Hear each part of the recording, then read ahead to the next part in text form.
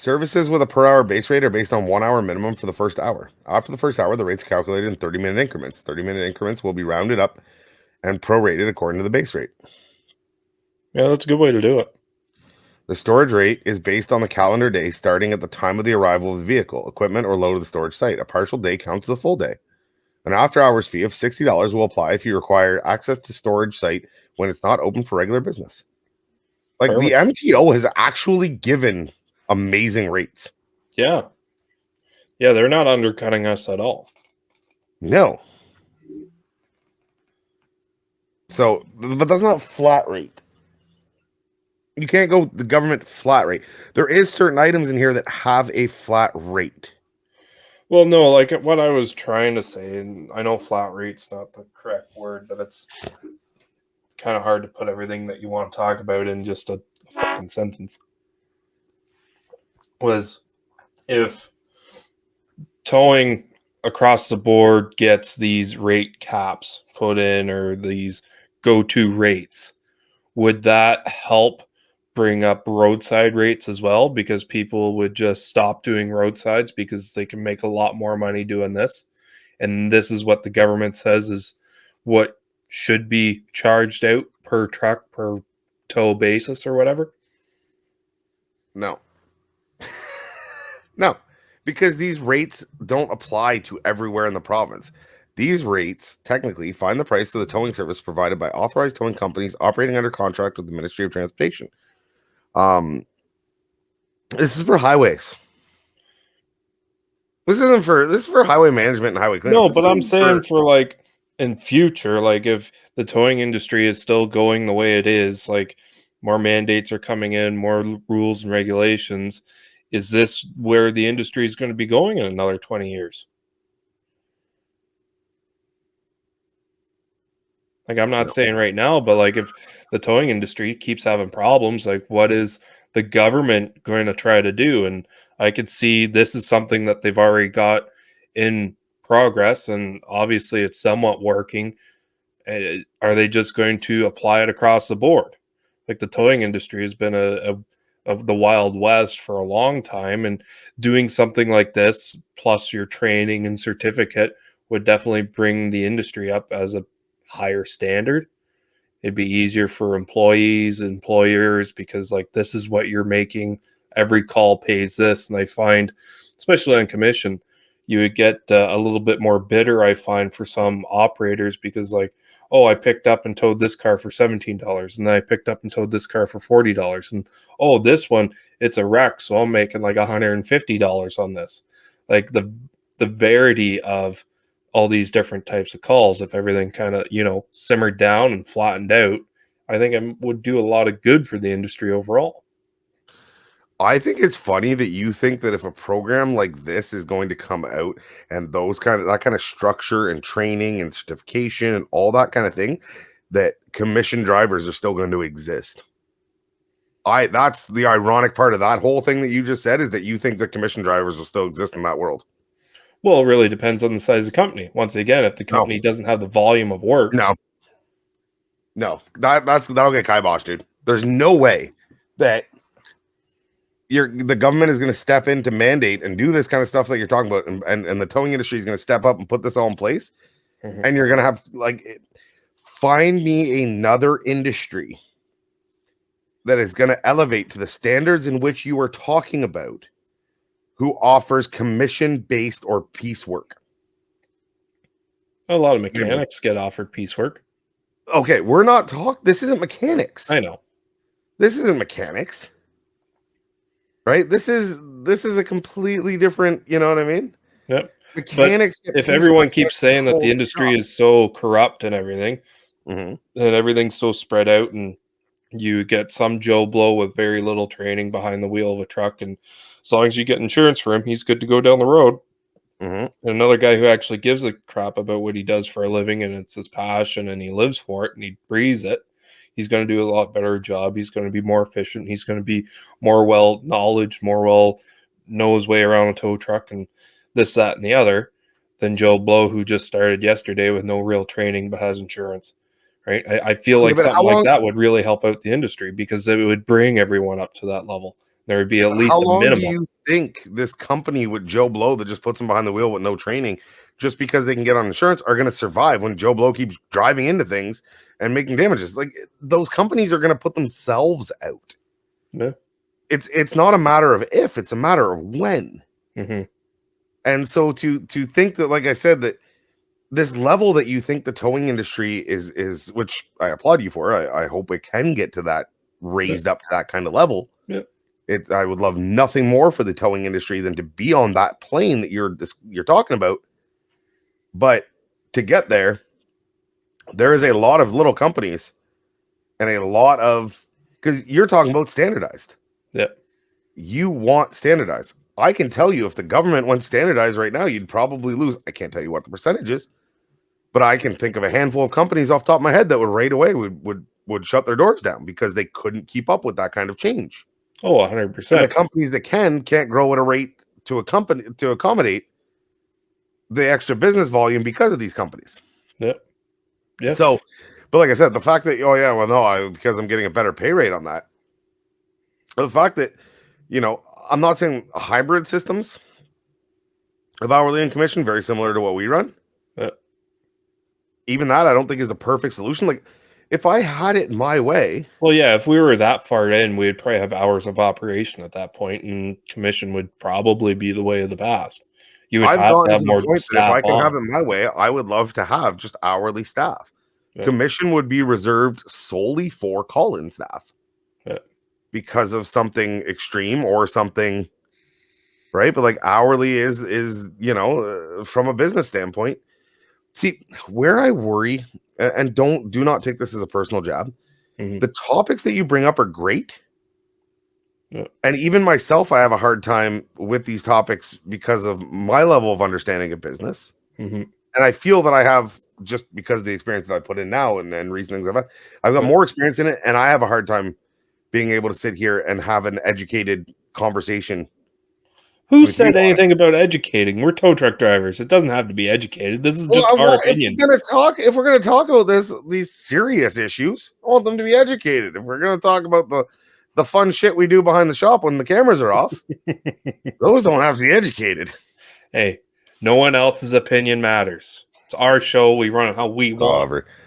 Welcome to the TowingLife podcast, with ditches deep, the trucks are loaded, and the drivers are not. Well, they may or may not be, depending on the day. I am your host, PlainGuy, and as usual, I am joined by the man who still swears that no one else's opinion matters, will still argue over the stupidest points, but we know and love him so dearly, Mr. TowManG.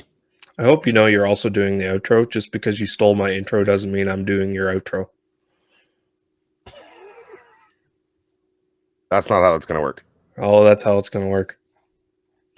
You're going to say, and take it away, TowManG, and I'm going to just sit there and I'll play the cricket noise over the course, over the dead space. So it is your time as usual to Actually, you know what? I can't. That's not ready to go. I need to smoke before we start now. God damn it. We went too long on this other talky stuff. So what are we going to do here for topics? Whatever the hell you want. We're just going to go with it. Sarah's not here. We just go with it.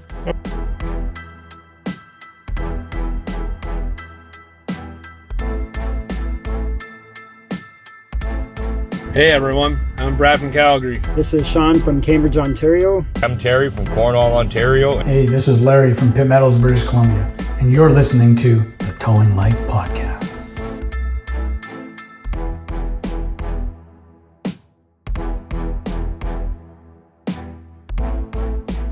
Welcome to the Towing Life Podcast, where the ditches are deep, the trucks are loaded, but the drivers are not. I am your host, TowManG, and as usual, I am joined by my co-host, friend, and former co-worker, a man with very strong opinions, Mr. PlainGuy. I'm not sure I like the emphasis you put on friend. It felt like you questioned that title as you said it. I question my life choices every time I have to say that. This guy's my friend? Ugh. Former co-worker, yeah, sure, you work with a lot of weird people in your life, but friend? Ugh. Friend just cuts a little bit deeper. Yeah. We could start saying acquaintance. Would that make you feel better? I can be your acquaintance? Well, you almost are now because I only see you like once, maybe twice a year. You see me every week. Nah, not quite every week. Every week we sit down to do this show, and you Mhm. see me. All of this beautifulness. I see that thing right there. The That thing thing that with the viewers at home can see me on. the microphone, the No, big the microphone camera. in my face that I'm constantly bonking my head off of because I still have not found a place that I'm happy with putting it. Yeah, you just run right into it because you're like a All bull in the the time. china Peak shop. of the hat catches it all the time. How are you, G? How are you? Oh, well, I'm doing all right. I actually got let off early today because the new guy came in. He was like, I want to start an hour early. I was like, oh, okay. And you just said, okay, I'm gonna go home. Yeah. You didn't want to wash your truck or clean it out or Well, do I got all something my shit productive out in of that my last tow final truck. hour? Yeah, he drives my truck. He hopped in it and started doing calls. When I went, that truck doesn't get to sit anymore. See ya. We're racking I'm up out. the miles on that thing now. It's about time. It's Yeah. about time you rack up any sort of miles. The only thing you rack up is air miles from snacks at the gas station. No, I actually started packing a lunch. No, you didn't. I did. Okay, let me ask. Let Yeah. me ask, how long have you been doing this for? 6 days now. Okay, I give it another 5 at best, and you'll Well, stop. to be honest with you, I know we talked about this before, but I sat down and I broke out my expenses for last year because it is tax time and you should really do that. Yep. And when I saw that I almost spent about 10 grand in food alone while on the road, I was like, the amount of sandwiches I can make at home for that. Those are some pretty good goddamn sandwiches for 10 grand a year. Yeah. Yeah. 10 That grand a definitely, I year, can just afford a under, lunchbox with that kind of money. what's that, $800 a month? That's a lot of cold It was about cuts. $50 a day on average. $50. I don't know if I trust your math. I have known you long enough that I don't know if I trust your math, but I'll take your word for it in this Well, case. about $10 in the morning for your coffee and your breakfast sandwich, and I normally got a cookie. Breakfast sandwich? Yeah, like a wrap. Yeah, Jesus. No wonder and you were. then lunch you're normally looking at $20, even if you go to Subway and you get a foot long and a combo, and right. Inflation has really Yeah. rocked up the old $5 footlong doesn't go very far anymore, does it? Thank you, Subway. No. So you're looking at $20 for lunch and at least $20 for dinner normally, depending if you're working late and you get something on the road. So. And that's not if you're having a decent meal and you're actually sitting down and enjoying it for once, and that's normally even more. So You know what? That is true. That we like if I sit down and look now, my go-to routine. Yeah. Every morning on my way in, I hit Tim Hortons. That Mhm. is a go-to. For you American listeners, it's our Dunkin' Donuts. If you don't Yeah. know what Tim Hortons is at this point, you got to be. I don't know where you live, but it's not anywhere that I want to be. There's a Tim Hortons in Pakistan now. The more you know. Yeah. So normally every morning it's coffee, large black coffee. Depending on how the night before went, it's a red eye coffee. If you don't know what a red eye is, Tim Hortons has started doing this where it's a shot of espresso in the coffee. This gives you a little bit of extra, little giddy up and go. And a blueberry muffin every day, like clockwork. The Tim Hortons I go to every day, and they're always like a large black and blue. That's what they call it, which I think is pretty funny. So large black coffee, blueberry muffin, $4. I think if I get the red eye, it's like $6 or $5-6, whatever it is. I normally go in. I've got to wait half an hour, as we've talked about, to drink my coffee because when you get a black coffee, it's scalding hot. Yeah. There's no cream to cool it down. So normally about half an hour, it sits on my desk or whatever we got going on. I'll drink my coffee, and normally about 10 a.m. I'll finally get to my muffin. And then by that time, the muffin is good. I'm good till lunch, about 1 o'clock. What do you mean the muffin's good at 10 a.m.? It was good when you picked it up in the morning. I just mean that it's a good, like at that point, I'm hungry. I'm one of those people, I do not eat in the morning. Like I could not get up out of bed, go hop in a shower, get out, have breakfast, and leave. I couldn't do that. I'm not a morning breakfast person. See, that's actually supposed to be better for you, actually, eating in the morning. They say it is. Breaks you out of your sleep. 100%. There's two things I hate, and I will say it here on the show, and you can bleep it if you want. Morning breakfast and morning they're two of my least favorite things. It's a weird, it's a weird fact. Welcome to Plain Guy's Facts. Please blank it out so people can guess what I said, but it's weird Plain Guy Facts. I had both this morning. That's the most important start to a day. Yep. But no, so yeah, you have that muffin about 10 a.m. and it's kind of like a little time me over. I'm starting to get hungry and it carries me over till lunchtime. And I normally end up with a later lunch just because I don't know, it's easier that way. That way, when I get home, because if I get up in the morning and pick my muffin up and eat it on the way in, and then I'm eating at 11, 12 o'clock because I'm hungry for lunch, the problem is when you do run late a bit, you're starving. Yeah. Right? If you do run a little bit late, like you have that muffin, you have that lunch at 2, I can now have dinner at 5, 6, 7, 8. Any of those in those areas where you're hungry, but you're not, I'm a big lad. I get hungry. Yeah. It happens. And very much stay off the snacks during the day. I'll admit I am not a snacker. I am a snacker when I'm on long run, sunflower seeds and those cups of candies. Oh, I love those cups of candies.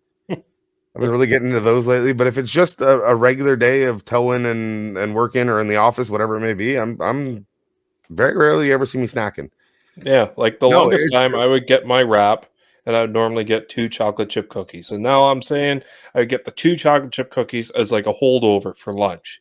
I'm not saying I would just eat the wrap, then mow down some chocolate chip cookies. I'm a fat ass, but I'm not that bit much of a fat ass. Beep, beep. I would normally wait until like 11 and eat 1 cookie. And then if I'm busy running around doing calls, at least I've got another cookie or 2 cookies to tide me over for lunch. It's not a great lunch, but at least I'm not starving and being hangry meeting people for the first time. Do you ever get, let me ask you this, you ever get that? This is what I hate about middle of the night now. I know you don't do nights anymore. We've talked about your captivity hours. Yep. But you ever remember getting that like 4 a.m., 3 a.m. was the worst time because you're hungry after the call. You get the call done at 3, 4 a.m. because it's that weird time. Yeah. You eat dinner at 5, 6, 7 o'clock. Right? Normally you're sleeping. Yeah. So like you're fasting at that point, I guess. And all of a sudden you're up in the middle of the night, you get a call, and it's like, I want to go back to sleep, but I'm hungry. Yeah, you get home, you try to sleep, but then you can't because you're hungry. Yes. Yeah. There's nothing worse than trying to sleep when you're hungry as a tow truck driver. It is just as bad as trying to do a call when you're hungry. When you're trying to get that break in for lunch and it hasn't stopped all day and you just want to eat something. A good thing to do is when you're out on that call, start chewing a stick of gum. Because if you're chewing gum, it actually makes your brain think that you're eating something, and it will actually make that hunger subside a little bit. Once your brain figures out, hey, this guy's lying to me, it'll make you hungry again. But weird things, yeah. So I think it's a good time because we haven't already mentioned it, and we probably should because it's an important part of the show. That every week we love to hear your questions, comments, and concerns. Many concerns, few comments, couple suggestions. Yeah. So if you want to get a hold of us, it is very easy. Head over to our website, www.towinglife.ca.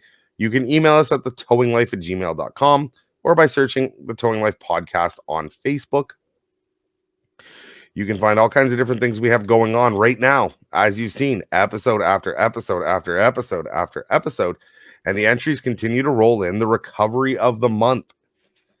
Get your submissions in. Head over to towinglife.ca/recovery. Give us your best recovery story with photos and get a chance to win a $50 Canadian Amazon gift card, as well as a spot in our 2024 calendar that will go into production late 2023. We've already had January, was great. February with the garbage truck rollover was another beauty. If you want your chance to be Mr. or Mrs. March, April, May, June, July, or any of the other months, head on over to towinglife.ca/recovery to get your submission in now. Don't forget, if you want to, I just realized I'm not wearing my hoodie today. If you want to get in on the merchandise that we have, the towinglife.ca, we've constantly got new stuff going on. It's been a little while since I've updated. I've got some new designs in the works. There's new stuff coming out. Head over to towinglife.ca/shop and get your towinglife.ca merchandise. All proceeds go to supporting G and his poor internet. He is not. No, that's a bold-faced lie, and you know it. I'm like the Salvation Army. He's only seen about 1% of it. But if you like this sweater, it's not available. So bug him. Bug him day in, day out. Message him on Facebook. Well, I'll get those messages too, but email him. Email him constantly. I don't have access to that. So set up like an auto clicker to send email after email after email saying, I want TowManG's sweater. I want to no one else's opinion matters. TowManG sweater. All right. If I get enough requests for it, I will put it out on the merch store at towinglife.ca/shop. You better. I'll do it.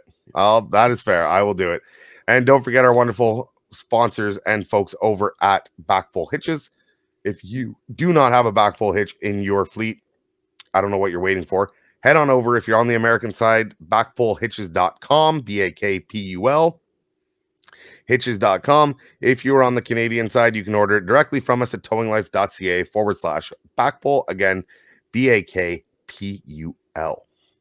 If you'd like to see a video on how that works and you want us to put one together for you, feel free to let us know that too. I know we haven't actually done anything like that with that product yet. We don't have to. BakPul has put out some awesome videos, and especially as of late, head on over to their Facebook page and you'll be able to find them. If you are watching over on the YouTube side, it's a good time to mention, do not forget to hit the like, hit the subscribe. I think it's up there, and the like is down there, and the down like is down there, and you hit that one twice. Subscribe's over on underneath you.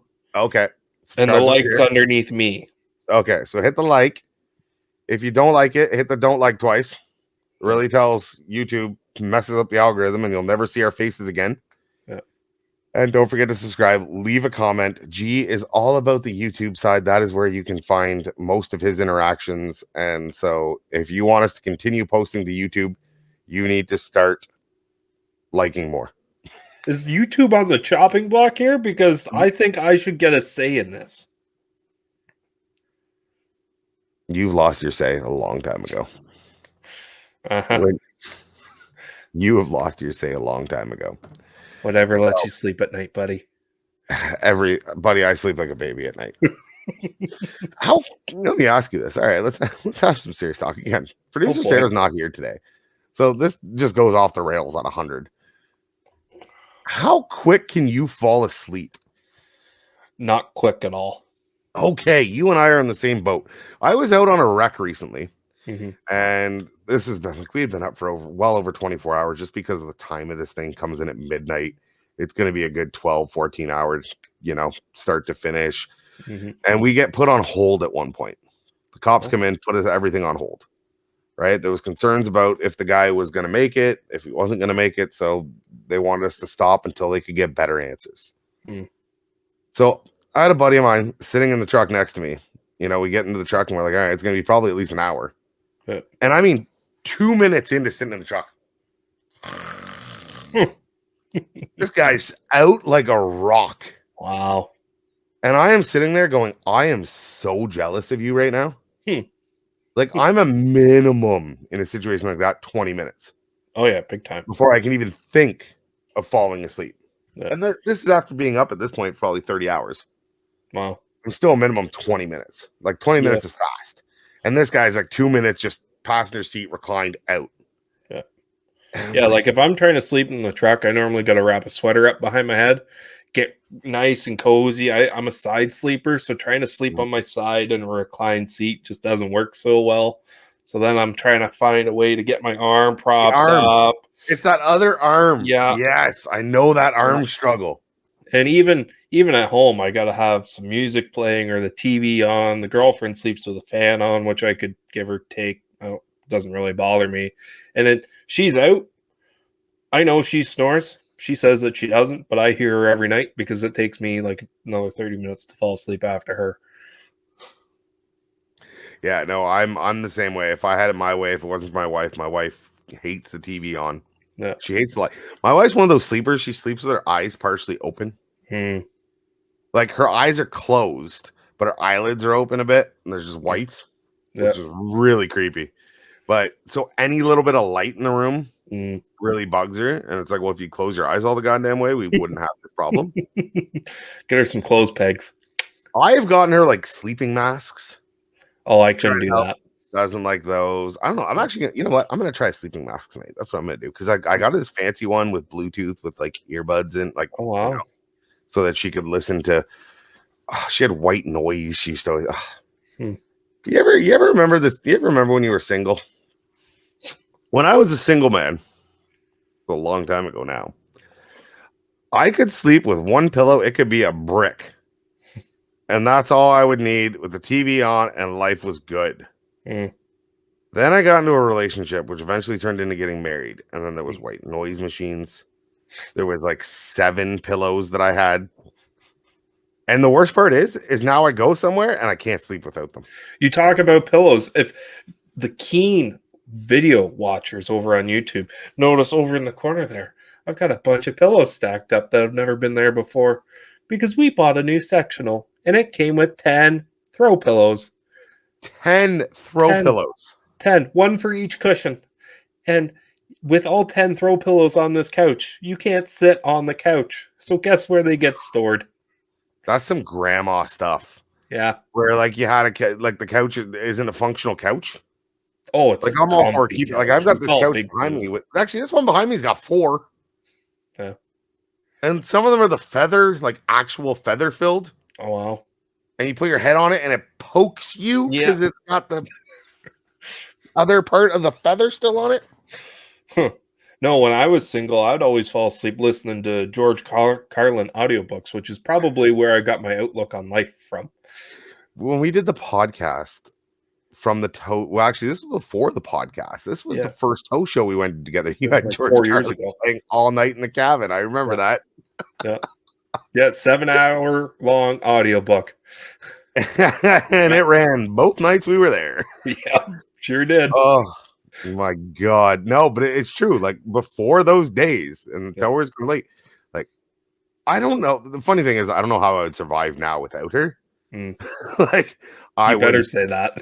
No, it's true. You know what? It's true. As much as I have shit on my wife over the years, whether it be in this show or with buddies, all that, I would be lost without this woman. I sit there and go, as much as you frustrate me and you've given me all these habits, like all these extra pillows that now I can't sleep without. The white noise I can still the hell with.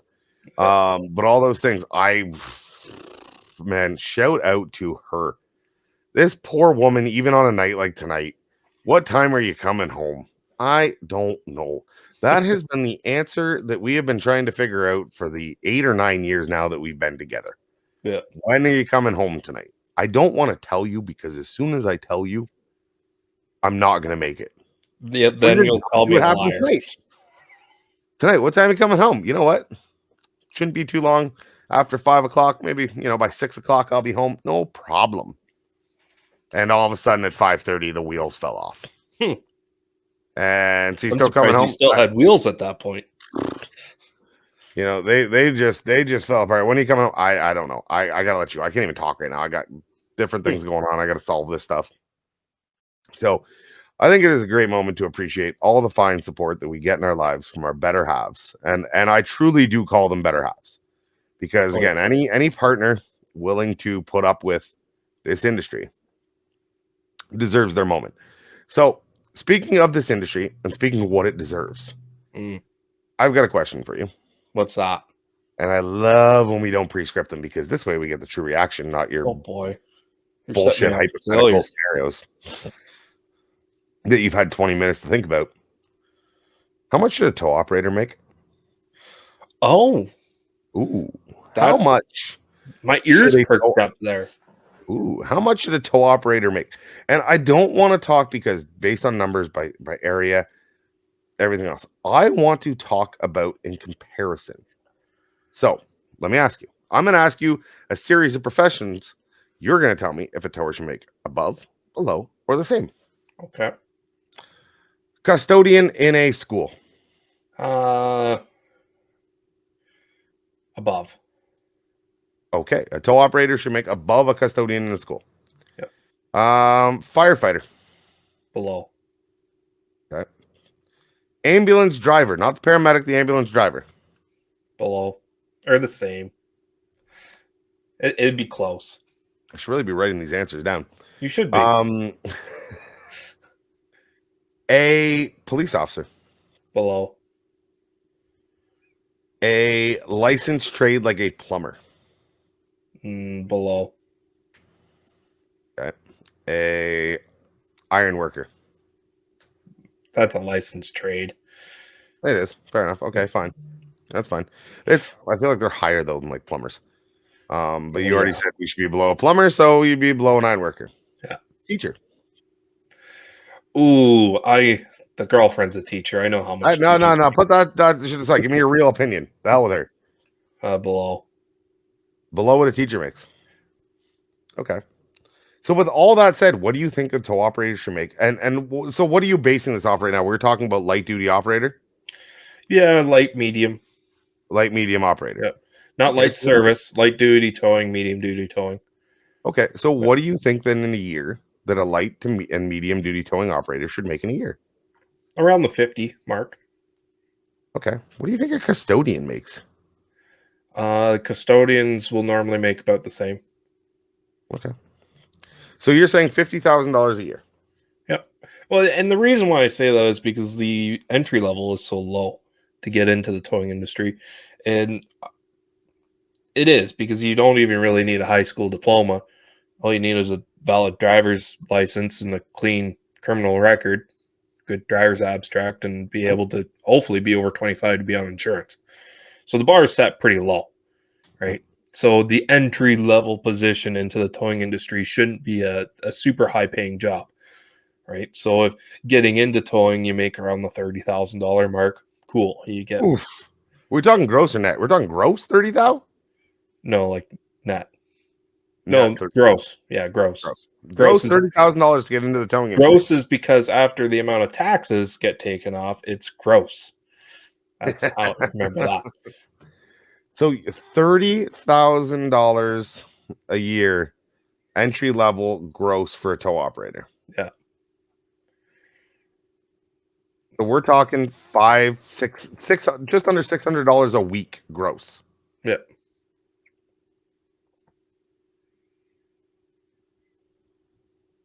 No wonder we have a hard time finding people for the industry. Yeah. And to be honest, it sounds low because it is, but that's what a lot of guys are getting paid. $14 an hour? Yeah. Below minimum wage in Ontario, in the province in which we live. You want to know what I actually worked out, how much money I made last year per hour? Yeah, I'm curious to this. So I worked it out, and since I work fairly 12-hour shifts, 10-hour shifts, whatever, for me doing the amount of hours, I can't remember the amount of hours I worked last year. It was 1936, I think. 1936 an hour? Yeah. But you want entry guys to make 14? The last year that I worked, it was a lot closer to the $15, $14. I have lots of days where I actually make $14 an hour. Just because of call. We're talking hourly. And for those listening, don't forget, we are on the Canadian side of the market, which means our amount may be higher. Yeah. But once you do the conversion over, it's actually lower. Yeah. Right? Yeah. So, but this is coming from a commission-based driver. An hourly wage would definitely be better because then if you do have the slow days, you're still making money. Your paychecks are consistent. What do you think an hourly wage driver should get paid? An hourly wage driver, if you're working for a decent company, should be around the $19, $20 an hour mark. So what are you saying is that operator that makes that dollar? Well, okay, let's start with you're green into the industry, 25 years old, zero experience, clean driver's abstract, regular G license. What should they be making an hour? $16.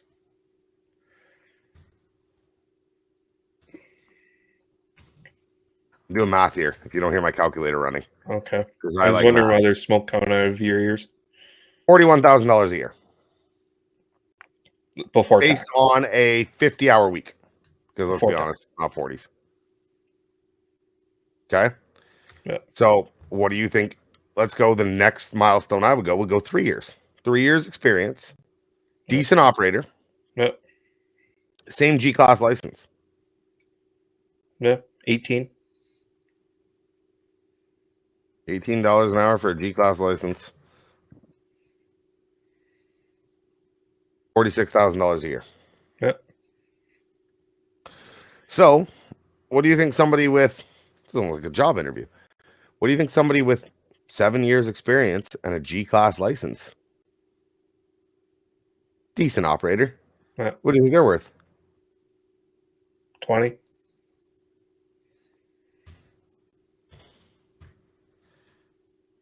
$52,000 a year. Yep, before tax. Yeah. We're talking all gross numbers here. Yeah. 52. You think you're saying you're worth $52,000 a year?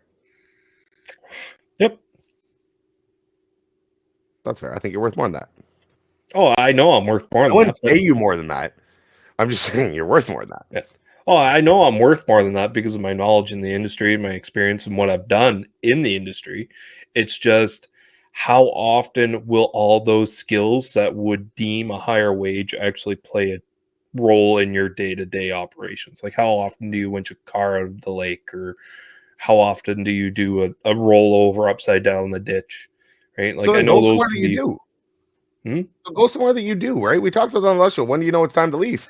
When Yeah. you're not appreciated, and you don't get to do the work that you like to do. That being said, though, honestly, I said you're worth more than that. You're not with your license, especially in the province that we live in. Yeah. Your license is your biggest holdback. These G-Class drivers can only go so far. Yep. They're gonna go so far because you're talking medium duty towing on a G-Class license. Yep. I'm actually very sorry, but I'm currently rejecting a call from a wonderful writer for a certain towing magazine that is not our producer. Looking probably for the, I mean, we could, you know what, let's do this. We haven't done this. Kara, you're on the Towing Life podcast as we speak. boy. How are you? What? We're in the middle of recording, and I decided I was going to answer your call. Yeah, absolutely. She can't hear me. I can hear you. What's your podcast about today? Our podcast is What is a Tower Worth? Oh, wow. Priceless. My point of view is priceless. I'm trying to convince my co-host that he's the opposite, that he's worthless, but he's not listening to me. Oh, he's got some sense of dignity and personal value. Yeah, I don't know what he's doing in the towing industry.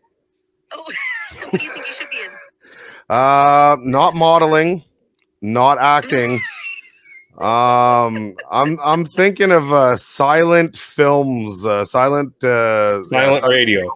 Films? Yeah, maybe radio. Maybe radio. You've got him on a podcast. Yeah, I know. It's how it works out.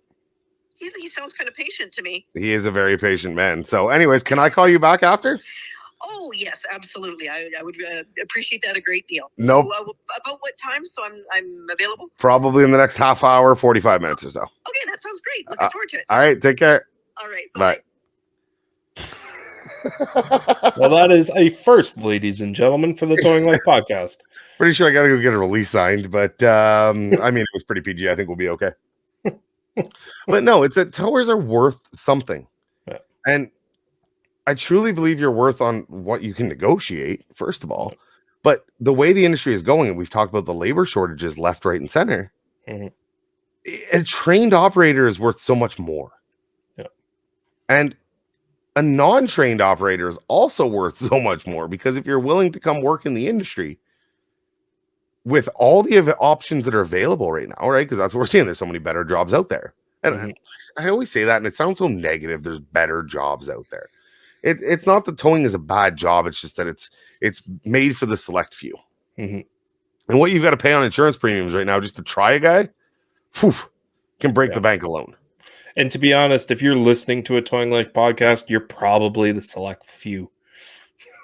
I think that's pretty reasonable. I think that's a pretty fair assessment to make. So let me tell you this. Yeah. You're saying a trained operator is valuable. Yes. Right.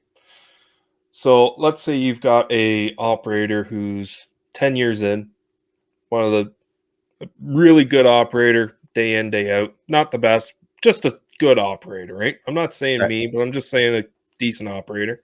Oh, I thought you were 10 years talking in. about me for a second, but okay. Oh, no, you're not a decent operator. 10 years in, G license. Yep. New guy. Yep. Hired on, 1 month in, gets his DZ. Yeah. Is he getting paid more than the guy with 10 years? No. Because he's got a bigger license. I've seen it happen. 3 years in, he is. Yep. 100%. Yeah, I can 3 see years that in, he 3 is. years in. What? I can see that 3 years in, but Yeah, not because like 3 a years in couple is a of light. months in. If we're talking light duty operators, Mhm. 3 years in as a light duty operator, you can do 95% of the calls Yeah. I without hope. assistance. What? I hope. Well, you should be exactly. So that's what I mean. At 3 years in, 10 years to 3 years, right? There's still more experience and a lot of tricks out there, but I'm saying that gap has closed significantly. Yep. Between a 10-year veteran and a 3-year veteran compared to a 10-year and a 6-month veteran. Yep. Right. So that's where license class becomes even more important. Mhm. Because it opens up options. And again, depending on what your fleet is, if your fleet is 6 wreckers, then yeah, you're right. Your license means nothing. Yep. But as a value into the industry and as a potential for what you could fetch for salary out on the market and all that, you're definitely worth more with a higher class license. Oh yeah, like I can drive 50% of our fleet with my G license where I currently work. Exactly. So 50% of your fleet is not a great ratio. The other 2 trucks that I can't drive Mhm. that are actually on the main, they're full-time operator trucks that I wouldn't drive anyways. Doesn't matter. Yeah. In case of something going sideways, you are less valuable. Yeah. And for in Ontario, for anyone that's and again, this is why I hate. I know people always say, "Well, you guys always talk about Ontario." Well, it's because we have the experience in Ontario for what it is to go upgrade your license Mm-hmm. to what we would call a D class license, which allows you to drive a vehicle over 10,000 kgs, is simple and inexpensive. Yeah. Go do it. Yeah. Because once you got it, you got to renew, you got to rewrite every 5 years and go for a medical. It's there. It's yours. Mm-hmm. It opens up so many doors. You are going to see, like we've talked about on bits and pieces in the pre-show, that a lot of companies with changes coming to the industry and the level in which this industry wants to go, you better start investing in yourself now. Mm-hmm. Because the companies and the employees that don't take that time to go out and be ambitious and do something on their own without having to be told are going to be the first to go on the chopping block whenever, if sweeping changes were to ever come and the industry takes a turn in a direction that you're not prepared for. Yep. So go out and get that done and get it. So yeah, no, once you close that gap, 10 years to 3 years, if we're talking light duty, if we're talking heavy, that's a whole different story. Oh yeah, big time. That's a 10-year to a 3-year in recovery work is a big difference. Yeah. So that's where the specialty, that's where everything comes in.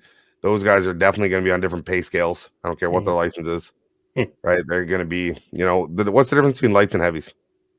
Weight, numbers. More zeros on the scale and on the paycheck. Yeah. All it is. More zeros on the scale and more zeros on the paycheck. Yep. So go out and invest in yourself. Make it worth it. The industry isn't going anywhere. The industry is going to need good operators. If you are listening to this show, like I said, you're obviously invested in the towing industry. If not, what the hell would you be doing here? Listen to these 2 yahoos week in, week out. So go appreciate it, but why? Yeah, exactly. So go invest in yourself. Look at the licensing. And for the new guys who come across this show, and we get a lot of them, right? These get hired into towing. I'm going to find out everything I can about towing. They stumble upon us. Yeah. They go on a binging. I see you. I see the stats. I know when a new guy just comes into the industry and binge watches the episodes. I see that. Yeah. He gets about to episode 50 and he's like, I don't know if I want to do this anymore. These guys are talking about sleep deprivation and spending $50 a day on food on the road. And man, this job sounds like it's going to cost a lot of money. And that it's the relationship killer. Oh no. My relationship with my mama will suffer. Jesus. There's so many skids that come through this industry, though. Oh, yeah. So many. We're not going to get any rocket appliances apply. And that's what we got to remember, right? It's an entry-level job. We talked about the requirements to get into this industry in the beginning. To become a good operator, that is completely different. But any Joe Blow with a driver's license outside of high school, or hell, even inside of high school, could one day become a tow truck driver as long as he or her can get insurance. And that's a scary thing when you actually sit down and think about it. As long as I can insure this guy, I can have him run a truck. Regardless if he causes damage and costs me money, I can legally put him behind a tow truck and send him on his way.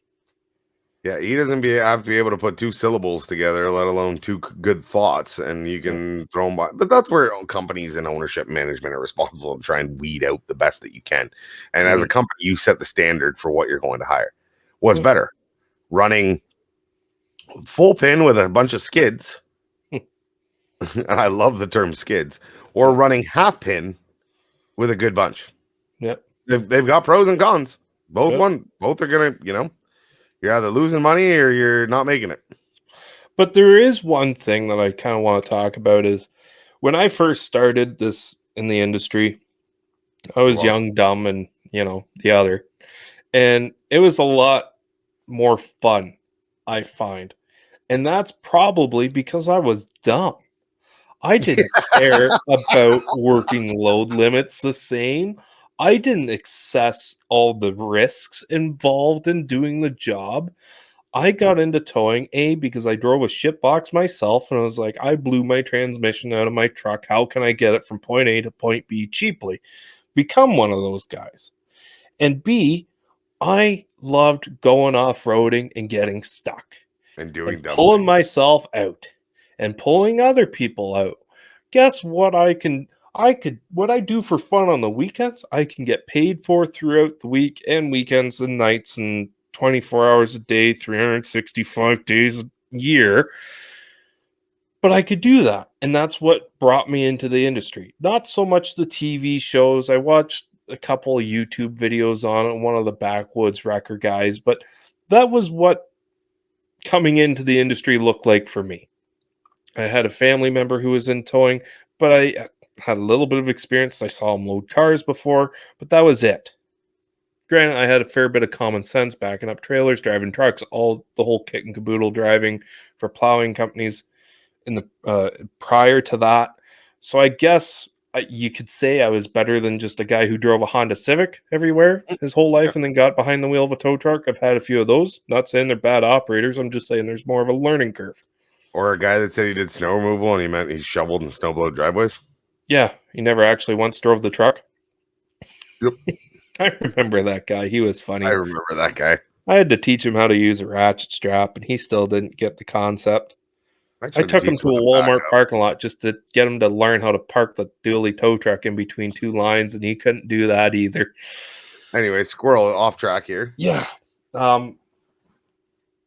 So when I was that dumb, naive, new tow truck operator, the amount of fun I had just doing what I thought the industry was about before the long nights really took a toll on me, before the industry ruined a relationship, before I started saying, hey, I could make more money elsewhere, before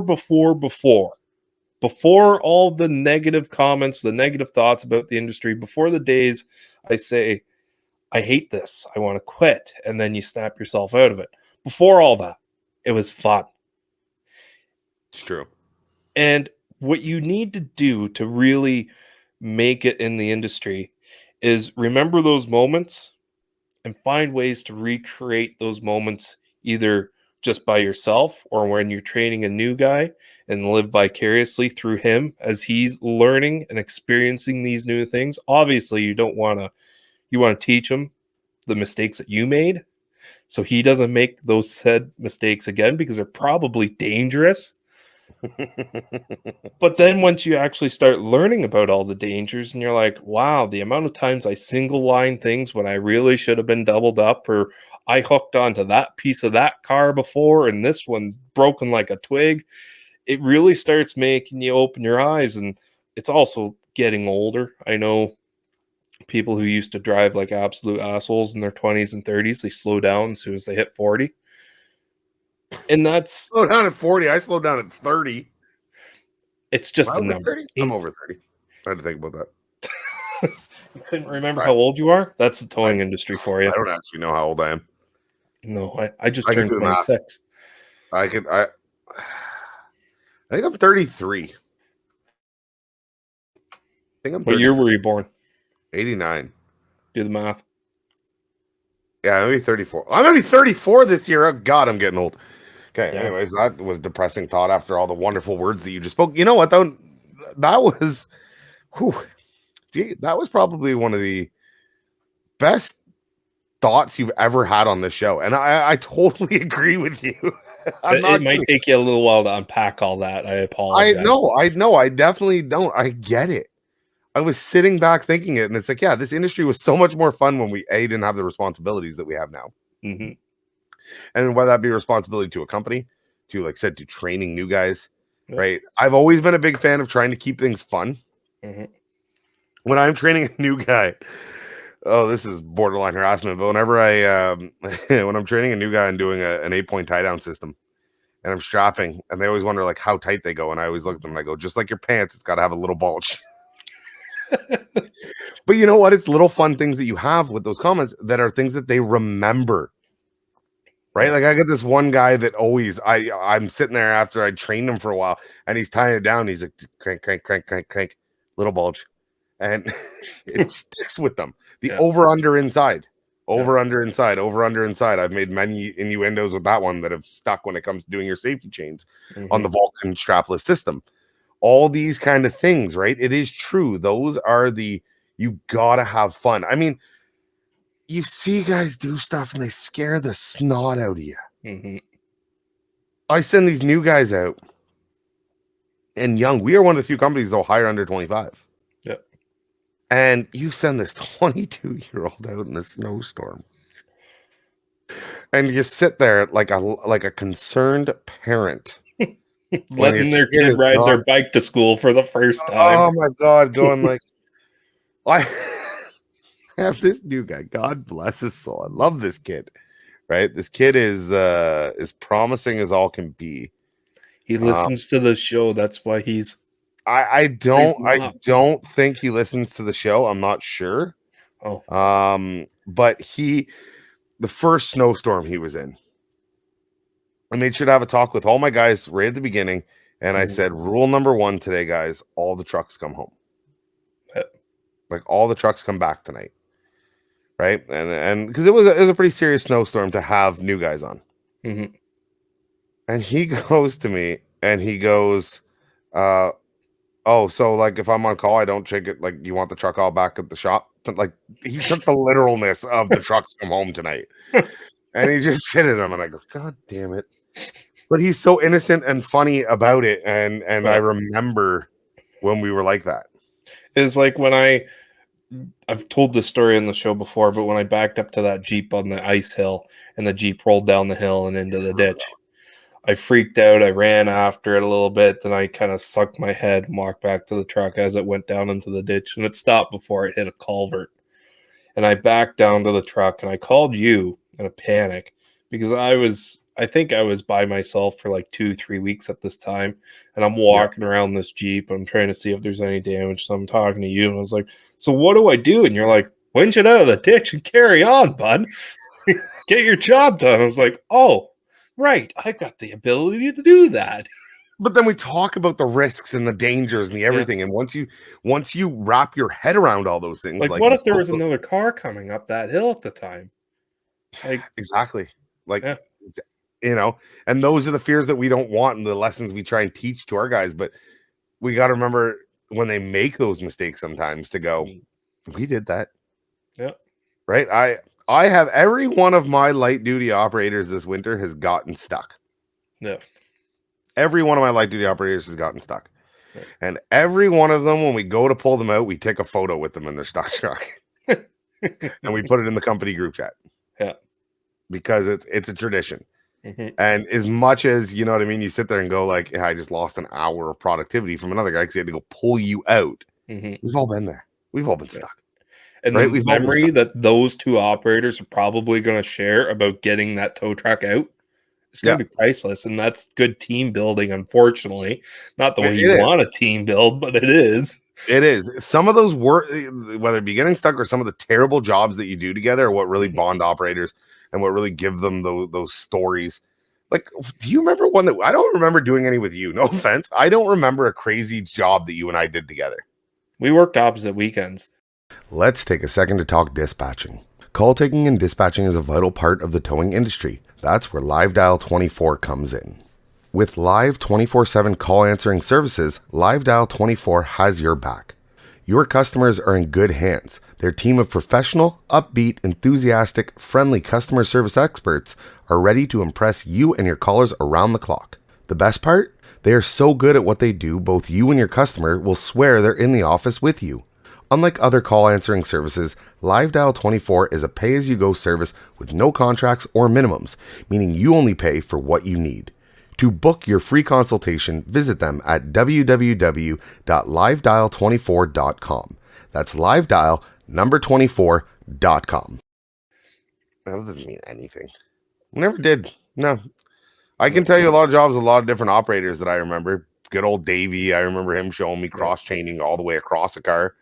I remember doing a car that was stuck in between the wires of the guardrail with the good old Jeff in his bed, winching it out with 2 trucks and trying to shimmy it out of the cables. And yeah, all these crazy stories. I remember doing, all the guys that were with us doing a plane on the highway. I remember, you know what I mean? Like all that different stuff. Those stories are definitely the ones that you remember. So I think that's a good way to end the episode is just reminding guys to have fun. Right? This industry is crazy. The hours are crazy. Love and care for the ones that support you at home. And remember, take a minute, as I did while G was talking about this wonderful thought that he had. Yeah. To the, the dumb fun that we had before the responsibilities and the seriousness of the industry came in, and try and take a little time for all these new guys that we give such a hard time coming in. Try and remember you weren't much smarter than them at one point. Yeah. 100%. Oh. For that being said, you know where to find us, towinglife.ca, towinglife.ca/shops/recovery/BakPul, anywhere. Drop a comment down below on YouTube. Thank you for joining us once again. On behalf of myself and the wonderful TowManG, take care, and thanks for coming. Toodles.